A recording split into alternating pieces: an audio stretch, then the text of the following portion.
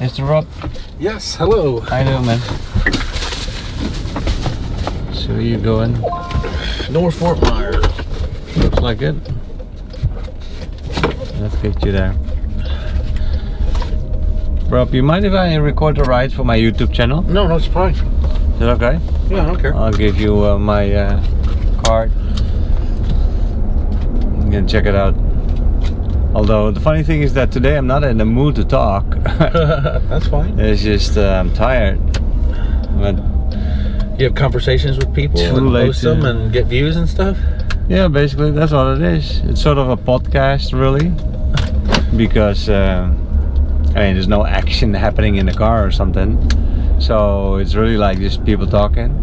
But in general, like, you know, I enjoy talking to people, and I like hearing their stories and what they've been up to, where they're going in life, you know.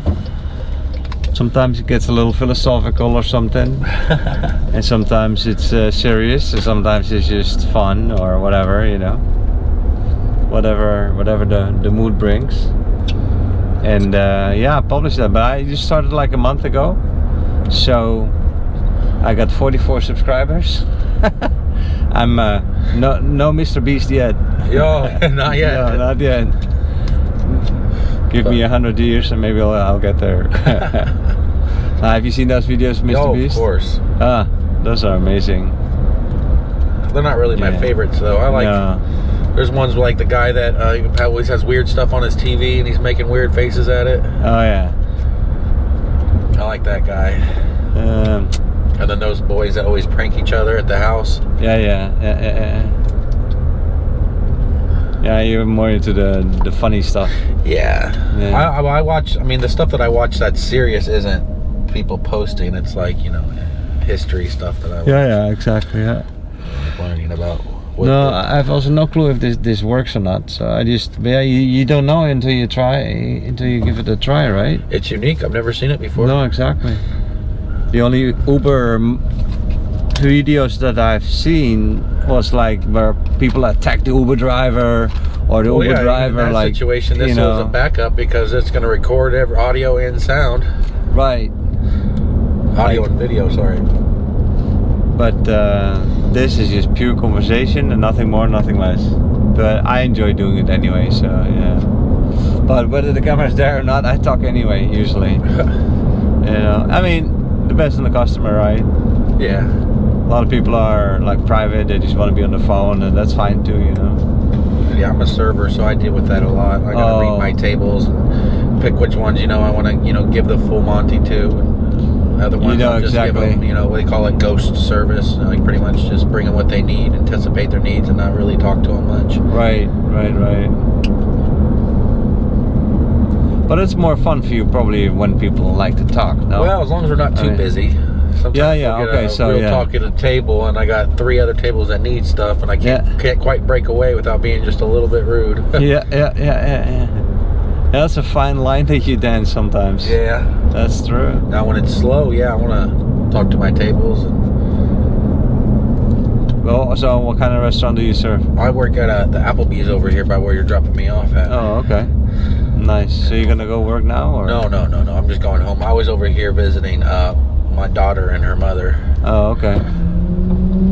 Nice. You get to see your kid. Oh yeah, I pay her, so she don't not let me see her. Right. As long as I give her that money. You mean the alimony?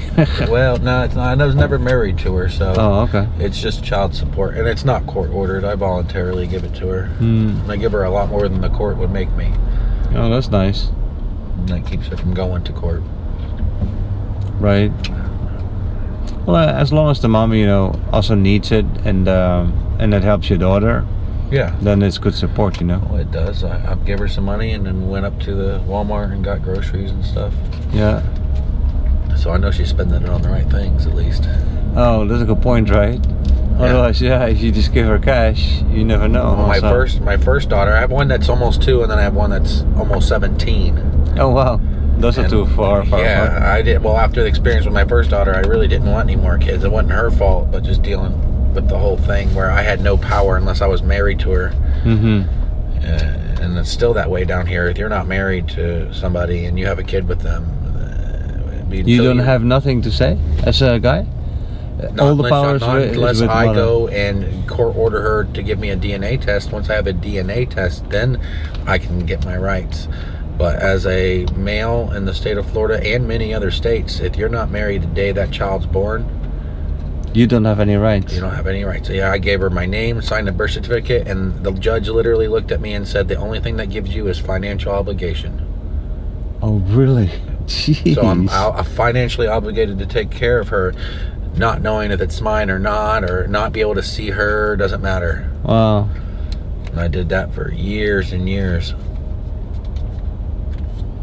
Well, as long as everything goes well with the child and the mother, I guess, everything is exactly. And then when it is not, then she's back down here now with her grandma. That's why I moved back. I was in Tennessee. I've been born and raised here, but I moved up to Tennessee when she took my daughter from me, which was basically just because I broke up with her because she was cheating on me, and I wasn't gonna take that, of course. So she decided to haul ass up to New York, Binghamton, New York. All right. And I didn't see my daughter for like 8 years. Wow. No. And then I found her back down here after I found out her mom was in prison, and she had been in prison for like 4 years at this point. Wow. And she I don't know what made her think this was a good idea, but she somehow called me from the jail and was like thanking me for continuing to pay my child support. She's using it for commissary and stuff. What? I was like, that's not what that money's for. Where's my daughter? Where's... And it was just really messed up situation. And when I took her back to court and I refused to pay her, they locked me up for 76 days. They did?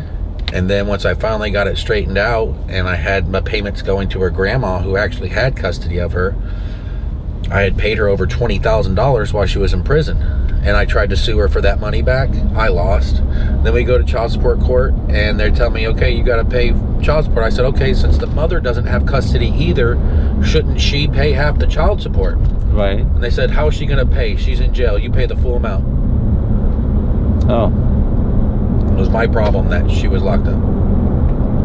Wow. Which, I mean, I get the judge's point saying that he just wants to make sure the kid's taken care of, but it's half her. She still has never paid a dollar in child support. I've paid $80,000 over the years. Yeah. Over the years, yeah. I think it started when she was 4, and then they, because I had no proof that I had done anything, even though she lived with me for the first year or 2 of her life. I had no proof of this on paper, so they made me pay child support all the way back to the day she was born. Oh, really? Yeah. How weird is that? Like you do not have if you do not have proof that you receipts, checks somewhere proving that you paid money, and they deny that you did. Oh. See, because they were playing hardball with me. Oh. That is so unfair. It really is. It really was. But also, I don't understand that. It's that a ruling can go back in time that far. Yeah. Oh, yeah. 4 years. So I started off like, what is that? Like $30,000 in the hole. Oh man, but you did the right thing. That's important to But now I pay. That still comes out of my check for my older daughter, and then I give her at least $100 a week. Yeah. But the younger ones need a little bit more. The older one, she's independent. What was she in jail for? How long? She was in there for a total of 6 years. For what? Purse snatching and crimes against the elderly. Because she snatched some old lady's purse. Oh, she got really badly hurt in the process. The lady? But then she got caught. Yeah. She got like $6 and change. And that was what I was. You go to jail for something like that? Oh yeah, purse snatching is, some places it's a separate crime. Some places it's just called burglary. But for some reason, she was in New Hampshire when she did that. For some reason in New Hampshire, they have a purse snatching charge, which I've actually never heard of or seen, but I've never known anybody to go around snatching purses, so. Yeah, I've heard of it. I mean, I've heard of it. I've never heard of it being a separate charge from burglary. Right. Well, look, I mean, it definitely needs some sort of punishment. But snatching a purse from somebody's back, okay, and then you hurt the person, so okay, that's then an extra thing. But 6 years in jail, that seems like well, she had a record already. I think she was already out on probation or something, or house arrest for some other charge at the time. So she broke her probation as well. Yeah. So that goes on top of it. Yeah, absolutely. That'll add up. But geez, man, did she learn? She was looking at 15 years. What I was told. Yeah, that was the max sentence she could get. And she got served. She got sentenced to 8. I think she got out like 6 years and a couple months on like good behavior or something. So did she learn? I don't know. She hasn't been back to prison, but that's good. Doesn't sound like she's doing good. I mean, she's still the mom of your kid, so you want the best for your kid in the end. She don't see her. She's still in New Hampshire. Yeah, I'm she's the only parent down here that she sees. Oh, she's up there. She got a new kid up there. Okay. TCF's about to take them away from her. At least you see your daughter. Yeah, that's why I moved back down here. Yeah, and I bet you're happy back down here, no? I mean, if you're born and raised here. I mean, Florida is... when I was a teenager, I hated this town. Really? I used to call it Cape Coma. Yeah. Oh, yeah, of course, yeah. And I thought I'd never get out of here. And then I was in Tennessee for 10 years. I thought I was free, and then boom, I had to come right back. And now I can't leave until my kids are grown. So I got another 16 years here at least. Yeah, man, it's not... Is it still Cape Coma to you? Huh? Is it still like Cape Coma to you? Not as bad because there's a lot more stuff here now. Like at Pine Island Road, there was nothing out here when I was a kid. Oh, of course. I actually watched the Midpoint get built. The Veterans Boulevard, the Midpoint Bridge. When I was a kid, none of that was there. Del Prado ended right there at Pine Island Road. You couldn't go straight there. None of that stuff. Anything past Pine Island Road was like 99% empty. And that was all kinds of stuff. That's just like a village. Yeah, it's a real suburb, you know. It's a real like sleeper's town. It's not bad. Cape Coma. I like the name though. Cape Coma. Yeah. I haven't heard of one before, but there was a band that named their album that came from Mariner. In like 2004 they graduated. Okay. And they were like a rock band. All right. And their album was called Escape from Cape Coma. Escape from Cape Coma. And you thought, oh look, they wrote an album just for me. Yeah. Well, it was a pretty common saying when I was young. I don't hear it anymore. But when I was young, we all used to say that. Yeah, it's suburb after suburb after. It's like these never-ending rows of streets with homes. Yeah, in the Cape. But it's near a lot of beautiful spots of Florida, though. I mean, you know, just the Gulf and everything, and the rivers. You know, it's beautiful. And I mean, if you like the water sports, if you like fishing, things like that. Yeah, I do, but... You got a boat? Do you have a boat? No. My family does. Oh, okay. I don't have money like that. Boat stands for bust out another 1,000. Yeah, probably. Maybe able to afford to buy the boat, but affording to upkeep it and put gas in it and insurance are a whole nother story. Yeah, boats are expensive. That's true. Especially the upkeep. Expensive. My brother-in-law, I remember he had a boat mechanic. It was $150 an hour for him to come out, and that didn't include any labor or any parts. No.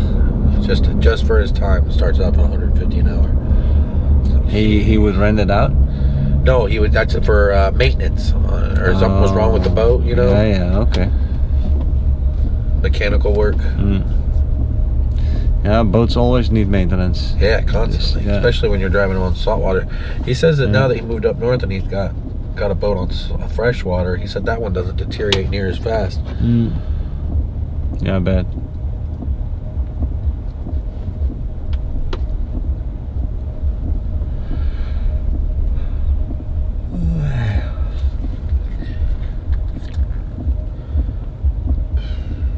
Let's see, let's look at the steak I found there. Look at this sucker. Look at this thing.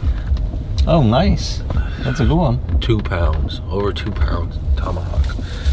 No, this is gonna be for you. Yeah. There you go. It'll shrink a little bit, but yeah, not much though. No. Ribeye's the best cut of steak in my opinion. Yeah, that's a good one. How do you prepare it? And medium rare to rare. And I cook it on. I like cooking it on charcoal. On the barbecue. Nice. I don't like using gas though. You don't? It's a lot easier, but no, I don't care for the gas. I like the charcoal. It gives it more flavor, right? Yeah. And then how do you? What do you use? Salt and pepper or what? I use Montreal steak seasoning. It's got salt and pepper in it and some other stuff. Oh yeah, steak seasoning. Okay. You could have a little party. Good beer or a nice bottle of wine. No? I got beer. I can't drink wine too often. It gives me a headache. Yeah, it goes a little fast sometimes. It needs to be good wine, but yeah, I like beer too. What beer? What brands do you like? Well, I don't drink the ones I like because they cost too much money for how much I drink. I usually get the Natty Daddies because they're 8% and they're cheap. Oh yeah. You know what those are? If they get warm at all, I can't drink them. They're nasty. They gotta be ice cold. Do you like Heineken? I mean, I don't not like it, but I don't really care. I would never go out and buy it myself. Now, if we went to a bar and you bought me a Heineken, I'd drink it. Sure. But I would never go out and buy it myself. Yeah, usually it's expensive. Yeah, it's very expensive. It's up there, yeah. And I don't really care for the taste. It's not that I don't like it. No, it's not a great beer, really. It's just the most popular beer from my country. Is the it? Netherlands, yeah. Yeah, but I agree. I mean, Heineken doesn't taste particularly great or something. It's not terrible, but it's not great. I mean, if I have money, and I usually will drink Bud Light or Coors Light. Sure. I don't really care for Miller.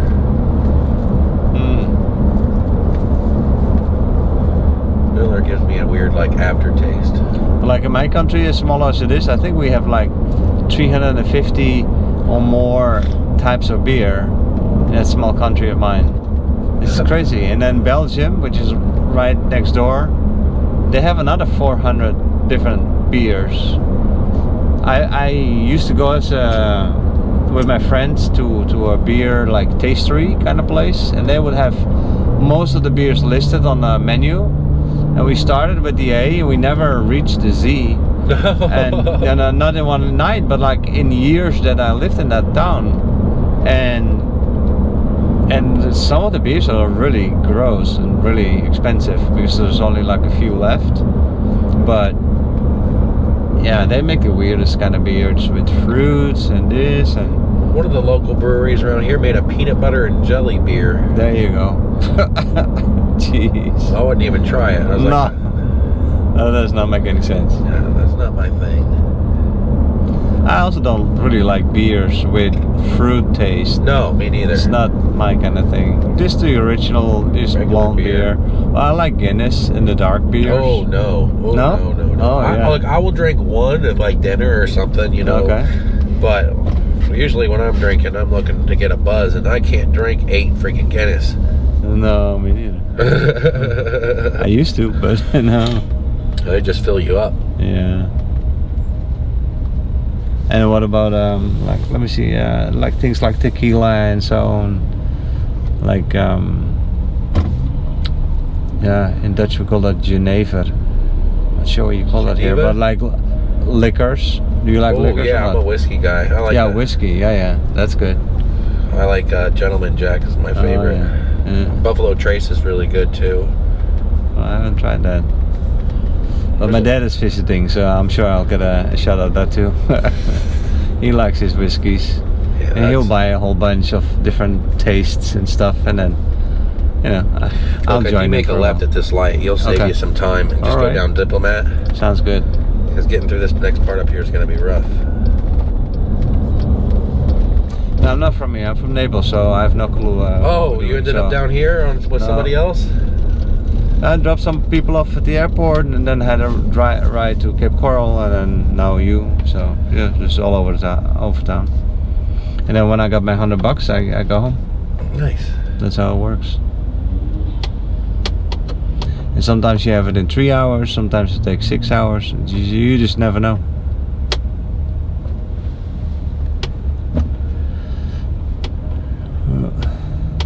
Sometimes I'll end up in Miami, sometimes in often actually here. Oh, I know I had a friend one time that needed to get to Fort Lauderdale, and he had 4 different Uber drivers show up. Oh, really? Then they all declined the ride, and finally somebody showed up and took them. I think that's so rude. Yeah, these guys, they don't pay attention when the ride is offered and you see that it's 60, 70, $80. Then you look at where the ride is going, and then you see Fort Lauderdale and they say no, or you just don't accept it. But don't first accept it, drive to the customer and then cancel. Yeah, he had that's 4 drivers do that. That's just nah. Plus it's bad for the driver too, because in the end you're gonna get a low score. The app is not gonna appreciate that. No. So yeah, while driving I'm just drinking water.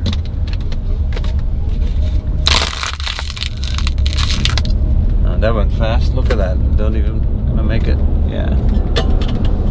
It's supposed to, of course. It was only pink. Yeah, exactly. Thank you, brother. I'm a little colorblind. You don't do that in Miami though, because then you get a nice picture of your car. Yeah. With a nice ticket. They had those here for a little while, but then we voted them away. Good job. Because yeah, they used to have those here, and then they were only up for like a year or 2, and then they all came down and deemed them unconstitutional or something. I don't know what. Yeah, it doesn't matter what it takes, but you're gonna want to make a right at the light up here. Okay.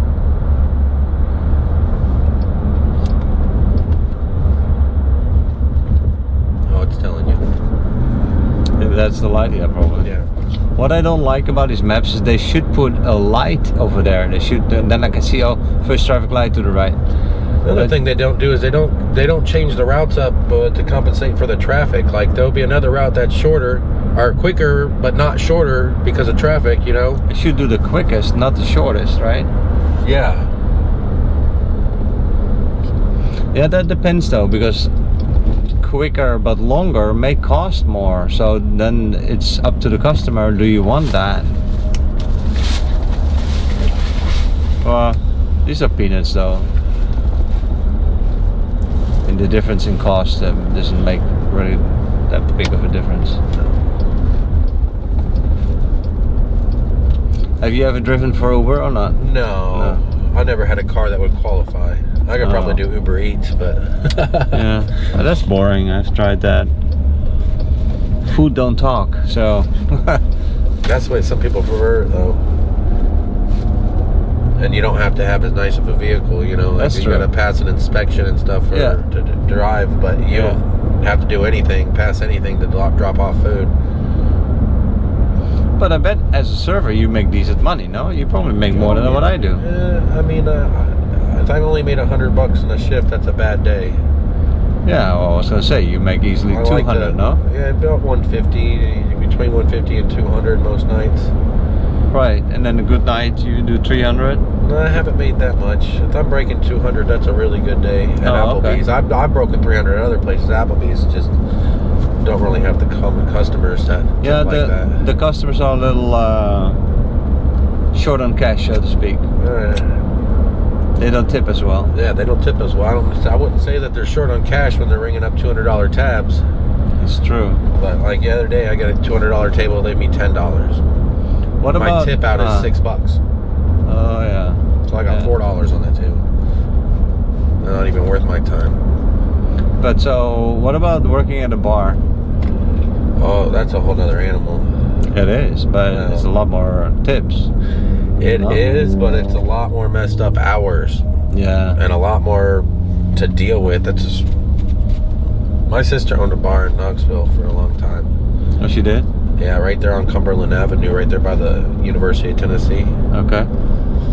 And I don't know. I worked there. I never bartended, but I saw what they went through, man. I never wanted it.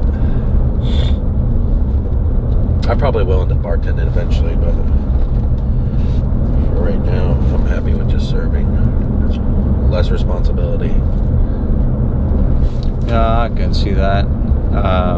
Less problems. I can see that in a bar you sometimes have the aggressive types that drink too much. You got the aggressive types, you get the perverts, the stalkers, the MMA wannabe fighters. Of course. Then you get the drug dealers. And then you get the Karens.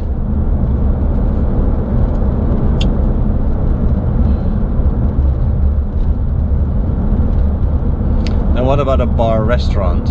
I mean, that's what Applebee's is. You have a bar in there? We have a bar inside and outside. Oh, I didn't know that. Yeah. Okay. Yeah, I haven't been to Applebee's yet, so. Not terrible. I just wouldn't get the steaks ever. Their sirloins are terrible. Oh, really? Yeah, their chicken and everything is real good. Those steaks, you got like a 50-50 chance of getting a good steak or one that you chew and it gets bigger in your mouth as you chew it. And you end up just spitting it out or swallowing it whole. Yeah, I've had that. Yeah, I can't stand that. No, me neither. Yeah, I've given pieces back to the kitchen like that.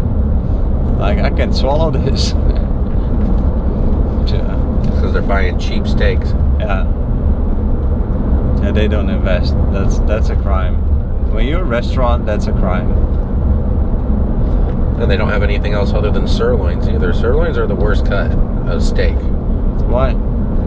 They have the least amount of marbling. They're the least tender. And especially if you like your steak above medium, they get real hard after you.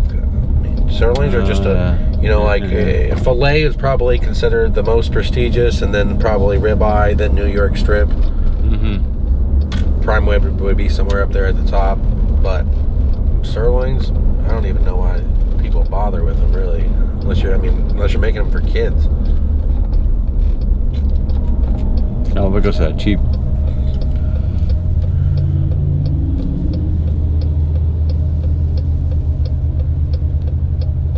You like long rides or short rides better? Doesn't matter. This is perfect for me. This is like half an hour ride. It's nice. If it is a 2-hour ride or so, I like that too, but it just doesn't pay as well. You get paid a little bit better with like a half an hour ride. I don't like short rides. We're going straight in there. Straight in there? Oh. Yeah, sorry. Told me to go back. No, I thought, didn't it? Maybe it didn't. I don't know. Maybe I wasn't paying attention. Jeez, Mark. Yeah. Come on.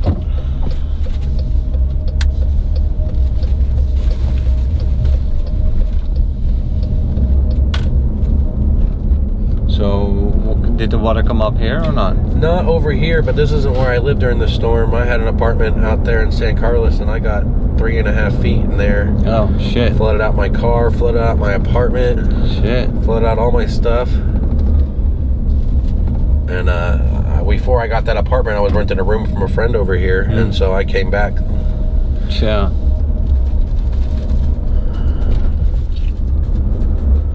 Oh, this is a nice area. Compared to the rest of the park. Yeah. This whole park, this is a trailer park technically.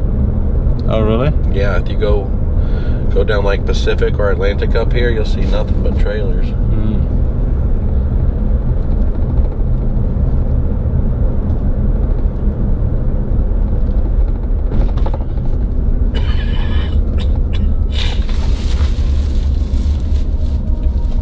Right here will be fine.